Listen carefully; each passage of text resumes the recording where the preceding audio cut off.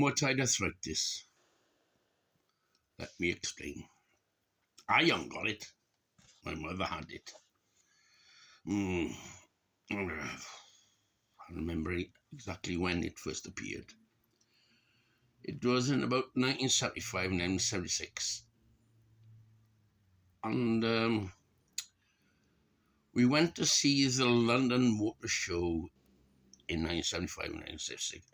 Around that time, in Earl's Court, London. We went by train to Paddington and connection back to Earl's Court. And on the train, my mother was looking a bit pale and she had aches. Her joints were aching, especially a wrist.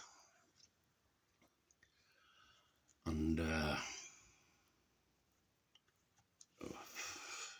I felt concerned.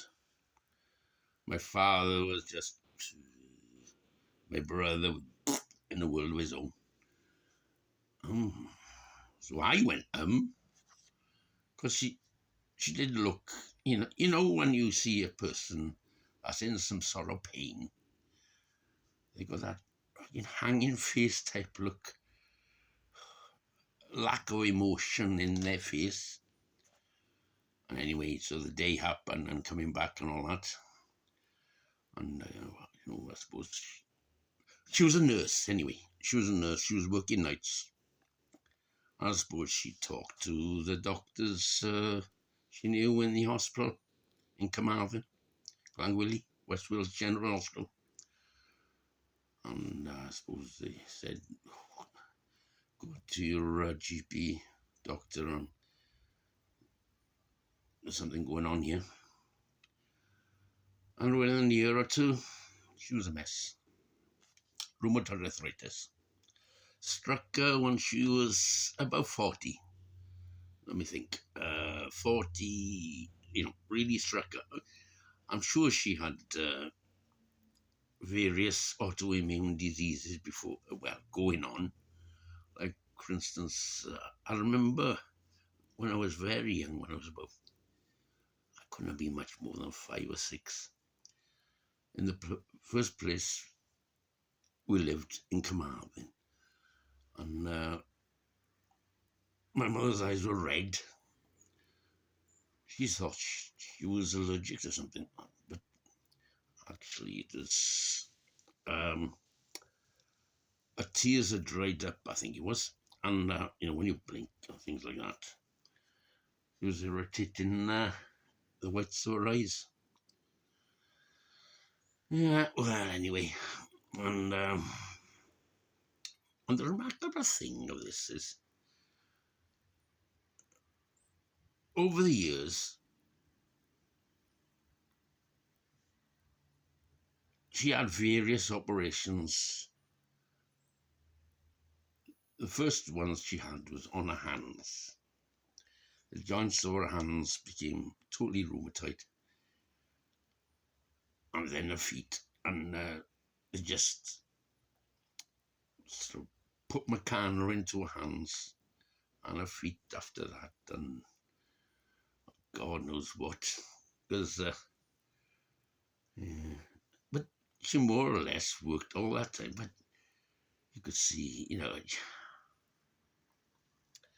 she took all the, I do believe she signed up for drug trials for it all. And, it didn't really work. When you're dealing with things with your autoimmune system and when it goes wrong. And,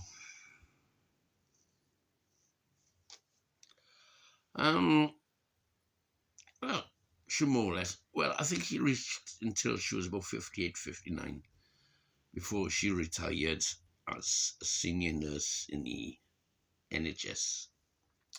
She started training not long after the NHS was set up. One of her people that inspired her was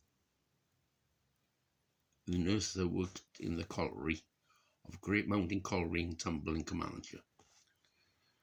Yeah, Phyllis Jones, I think it was her name. My grandfather was the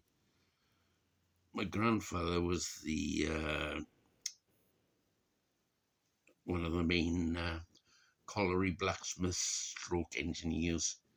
He used to look after the cables of the mine. The cable, the winders and ropes, as they call it. Ropes. Steel ropes. So I think Spider, and back in 1950, when she was 18 in 1950, that's when you can start nursing training. There wasn't any much, well, there wasn't really in Wales. So she went to a hospital in London, started training. It's called Bolingbroke Hospital. It's just south of the Thames, near Barnes area. It's just off the South Circle. And, God, and she was there, started a training there. And then they had those London smogs. And her lungs were playing up or whatever, and she was struggling in the exams. She was struggling in her exams. But then, during that period, in the early 50s, the local hospital in Carmarthen, in West Wales, started up a nursing training school. So she transferred to that. And it basically, well, nursing college there on site. And it was an ex-US and Canadian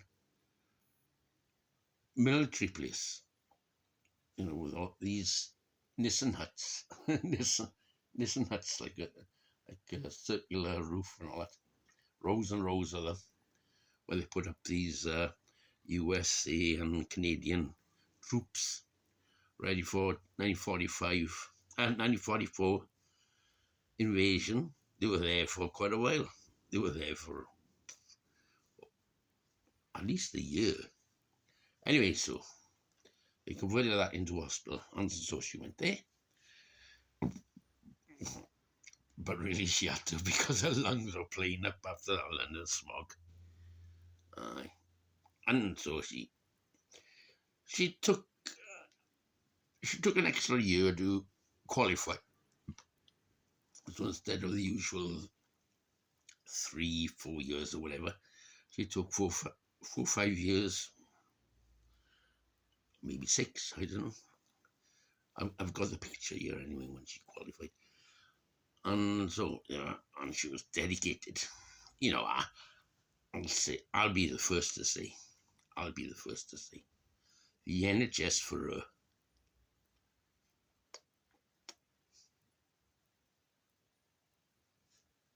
came first. Family a close second, and people have got to be like that, didn't it? And then, anyway, so she retired, as I said, about 58, 59, in about, I think, just before her 59th birthday, I think it was 991. And in the last year, she worked in the,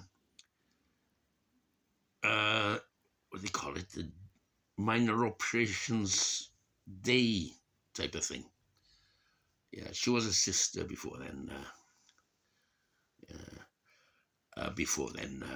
For years, the main chunk of her career was with the NHS, was being the head sister in the operating theatres in Glangwili. And then,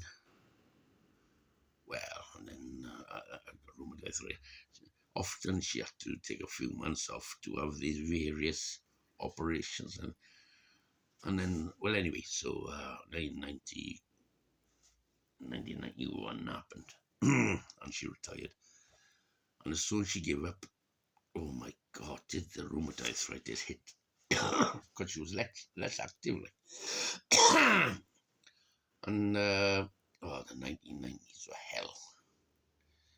There's one thing or another, really. And anyway, to get to the end of this story, it got to her lungs fully properly and got to her heart valves. And I was working away at the time. And she died in August 2001. Complications from rheumatoid arthritis at the age of 67. Let me get this right. 68. 60. Just before 69th birthday. A month before 69th birthday. August 2001. And, I was the only one capable of comprehending it. My father. And it upset me, really, what I heard in the final, when I was away, the final few months and all that. And, oh God, I don't like to say it, really. But he was really ill in bed, and a friend of the family came round one day, and my father was, he didn't know what he was doing. Really didn't know what he was doing. And this friend of the family saw my mother lying in bed. Oh, Jesus Christ, Raymond, phone the ambulance now. She was, and within a few weeks, she was gone. And my brother is just the same as my father, fucking in a world of his own as well. God, fucking depressing, all this. Yeah, when I sort of sorted out exactly what the hell had happened, I think I had a bit of a breakdown. Well, I've got my own, I don't know what the hell's going on. I don't know.